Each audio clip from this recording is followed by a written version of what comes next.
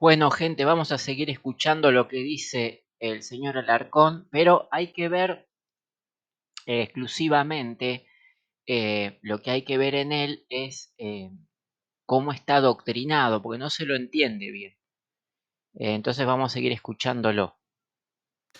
Ujú, Eh, ¿Estás de acuerdo con eso? ujú, sí, Ese pasaje demostraría bíblicamente que los santos no son intercesores, porque hay un solo mediador entre Dios y los hombres.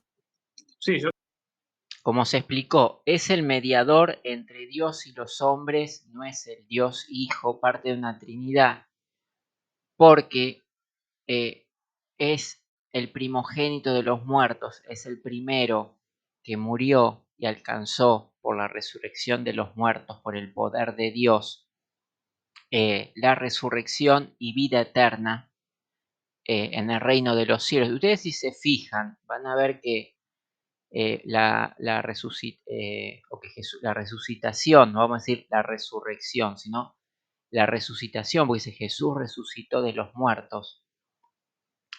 Ustedes fíjense que él tenía las marcas de los clavos en los pies y manos, y fíjense que en el Apocalipsis aparece un cuerpo de resurrección, ya no de resucitación, porque una resucitación, eh, por ejemplo, ustedes imagínense que una persona muere con cáncer, y muere en un estado, digamos, de una edad muchísima avanzada, y ha muerto quizás, no sé si ustedes vieron alguna vez una persona con cáncer, cuando ya toma todo el cuerpo o tiene un grado muy avanzado, destruye la piel, los órganos, prácticamente es algo tremendo. Si ustedes no sé si alguna vez lo pudieron ver en un hospital, avance de ciertas enfermedades, o puede ser algún tipo en la mente y demencia y todo tipo de cosas que ya son naturales del cuerpo, que no vienen con la vida. Alguien va a ir a buscar esa vida, ustedes espiritualmente no lo ven, pero ya cuando queda la carne sola, que ya está la muerte, digamos, de la persona, después y algunos dicen, vamos a suponer que esa persona, eh, vamos a decir, dentro del romanismo, dicen, no, va al infierno, está, porque siempre se asocia como que mueren las personas bien. Y si ustedes ven en la realidad, las personas no mueren bien, mueren con enfermedad. Unos mueren bien porque hay gente que se acostó y murió y el corazón le dejó y quedó bien incluso. Otros mueren más jóvenes, otros mueren niños, otros mueren con consecuencias de enfermedades muy graves. Entonces, lo que se ve en el cuerpo, digamos, es como queda la persona. Eso es la resucita. Cuando alguien resucita. Jesús tenía las marcas de clavos y los pies, pero fue, vamos a decir, a buscar la resurrección para vida eterna. Por eso fue al Padre. Eso es lo que Jesús explica a Berensario, que vaya al Padre para dar la resurrección. Y por eso después nombra en el Apocalipsis, o que era ya un cuerpo de gloria, un cuerpo que ya no tenía las marcas de clavos. Ya no habla de eso. Eso es en el cuerpo mortal. Porque imagínense, hay muchas. Hay gente que dice, no, va al infierno y está. Pero si una persona moría, digamos, ¿con qué cuerpo se va? ¿Me explico? Eso no existe. Es una aberración total. La carne es carne, la tierra vuelve a la tierra y ahí queda. Y lo que queda es la vida. Cuando se da la resucitación de Cristo, resucita como estaba, con los agujeros en la mano, lo que sea, con vida, pero después, vamos a decir, que se da la resurrección, digamos, porque ya había resucitado, pero se da la resurrección, es cuando se eleva al cielo. Entonces ahí se cree en la resurrección. Lo primero es una resucitación. Resucitó de los muertos y después va a la resurrección donde es necesario que el Padre le dé la gloria eterna, o sea, que le dé el cuerpo de gloria, que lo revista de inmortalidad. ¿Me explico? Entonces, ustedes ven ahí cómo caen estos argumentos del cuerpo eterno, de lo que sea, porque el cuerpo no está así. Hay un video que yo preparé para que ustedes lo razonen y después se los voy a compartir para que vean por qué se desbarata lo que es el infierno, lo que es los muertos vivientes, el purgatorio y por qué no existe. Por ello no existe en la muerte la intercesión. Eso es antibíblico y es una abominación a los ojos de Dios. Jesucristo es el mediador entre Dios y los hombres para alcanzar por medio de la fe la resurrección de los muertos por creer al sacrificio de Cristo. O sea, es el mediador. ¿Por qué? Porque va a ser el justo juez, va a ser el juez y Señor sobre los vivos y muertos. O sea, los que murieron, que los va a resucitar y después les dará la resurrección para vida eterna. O sea, porque van a resucitar con el cuerpo que tienen, como resucitó Cristo con el cuerpo que tenía, con clavos, pero después en la resurrección está la glorificación y lo que existe es que el cuerpo ya se reviste de inmortalidad, es todo sanado. ¿Me explico? Entonces eso es el mediador. Él va a dar juicio, resurrección o resucitación, para no confundir los términos, juicio y después a unos para destrucción eterna y otros para vida eterna. Eso es lo que va a hacer Cristo como justo juez. Tiene poder sobre la vida porque es autor de la vida, porque es el primogénito de los muertos y como alcanzó la resurrección de los muertos para vida eterna, Dios le da ese poder a través de que Cristo ha sido ungido totalmente y ha sido regenerado en su plenitud bajo el poder de Dios. Ese poder está en él, por eso está hecho superior a los ángeles como hijo de Dios, no como Dios mismo, no está en el trono de Dios. Por eso está el trono de Dios y después abajo está el trono del Cordero que fue inmolado, que resucitó, que tiene su reino con los 12, que está en la tierra y que es eterno. Y ese es ya bajo la gloria de Dios. Por eso fue al Padre a buscar la gloria y esas marcas ya no es que las tienen. En el Evangelio mismo también se dice, ¿no? Que está con las marcas que les va a mostrar. No, porque ya eso pasó. Cada uno tiene, después se hará cargo de sus consecuencias, será juzgado por sus acciones. Por eso, pero en la resucitación es así. Por ello es que no hay muertos viviendo en algún momento. ¿Bajo qué cuerpos? ¿Bajo qué cosas? ¿Bajo qué conciencia? Si hay gente que murió en toda la conciencia, ¿qué? ¿Muertos tienen alguna transformación? No, eso es un pensamiento general, pero no existe en la práctica, es imposible, no lo existe. En el momento de la resucitación y juicio, ahí sí se abrirán los libros y ahí conocerán a Dios y ahí Dios hará el poder mayor para dar juicio justo. Se abrirá los oídos, abrirá y se verá todo lo que tiene que ser bajo el poder de Dios para comprender. Pero en este momento no lo sabemos y por ello es Cristo el mediador, no el intercesor. Él no intercede, Él es media como justo juez, como redentor y como juez. Y también abogado nuestro. ¿Por qué? Porque es redentor, porque hizo el sacrificio, hizo la parte sacerdotal, el sacrificio. Entonces es mediador como redentor, es mediador como,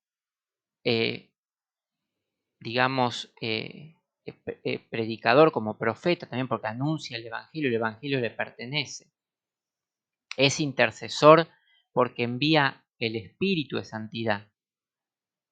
Él rogó al Padre para que venga sobre nosotros el Consolador y no estemos huérfanos. Entonces, Él hace la intercesión, además de eso.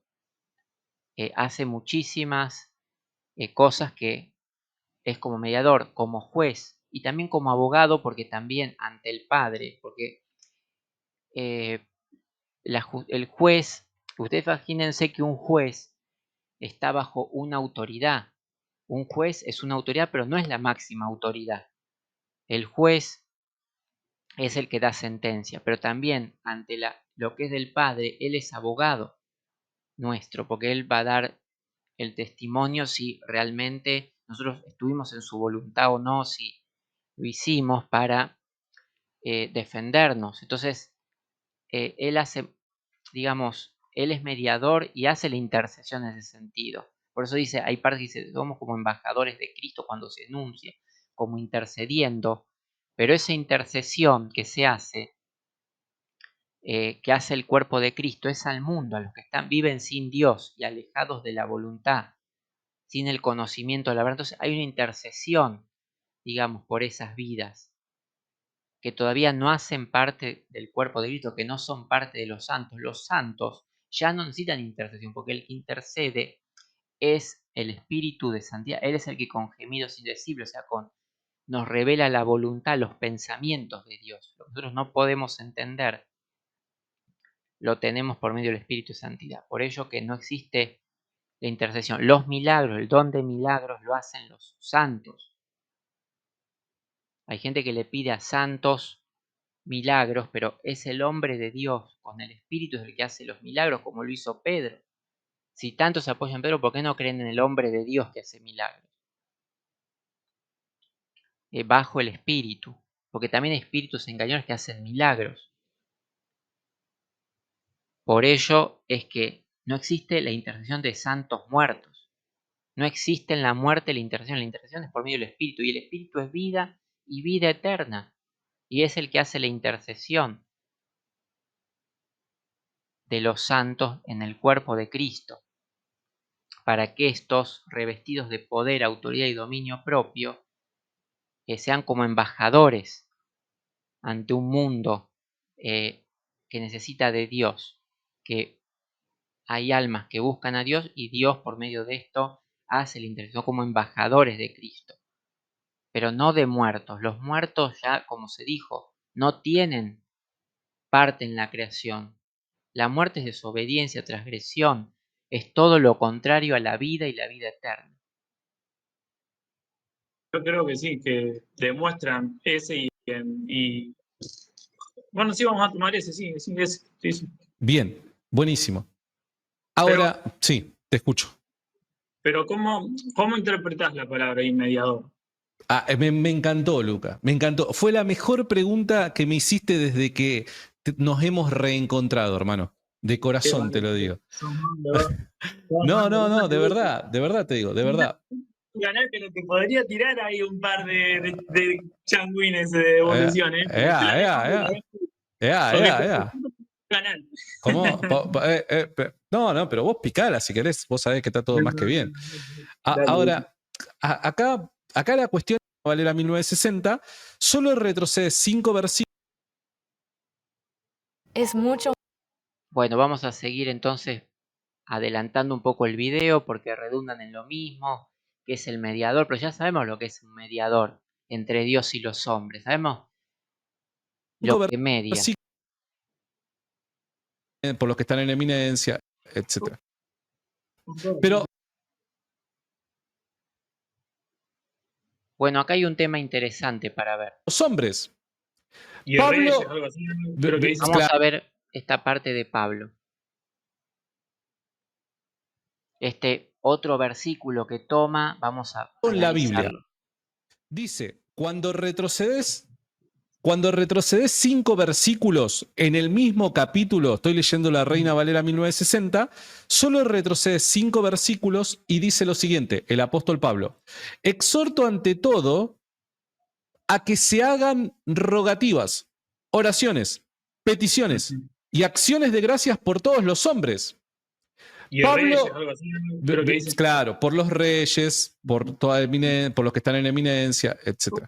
Pero la cuestión acá es, Pablo está o no está diciéndole a la iglesia, por medio de Timoteo, que la iglesia debe interceder por todos los hombres.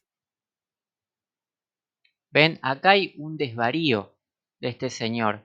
Exhorta, o sea, él, digamos, que la iglesia haga ruegos, súplicas, oraciones por todos los hombres, pero los hombres vivos.